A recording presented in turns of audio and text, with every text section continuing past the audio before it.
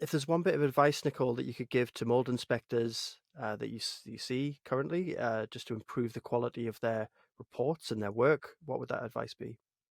Look, I would say to do training on this. There's so much technical equipment out there now. It's important to know the limitations of the equipment you use. Ultimately, your capacity to understand the underpinning knowledge of what happens in water damage building, how the fact that there are spores everywhere. Mold isn't the enemy here, it's moisture and water vapor or liquid water. So that's why the focus has to be on identifying the sources of moisture or moisture laden material that's supporting microbial growth. That is your first and most important thing to address.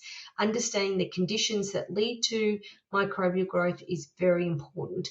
But then being able to assess the building thoroughly with your torch, with your thermal imaging device, with your moisture meters is important, and understanding what you're actually looking for and what that means.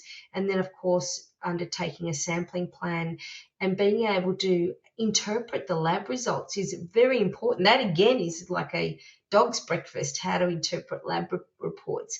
You want to know, what's your control, because often the outside sample could be really high in cladosporium or Aspergillus penicillium, and inside it could be less. So in theory, it's considered to be normal fungal ecology, but clients can still be sick. So that's not always a good reference method.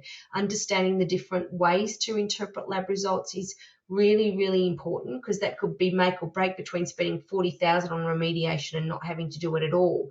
So I guess doing training, reading, widely is really important, so you know what you're actually doing, because this is not like lead or asbestos that's static. It's a living organism that changes very quickly in very small changes in environmental conditions.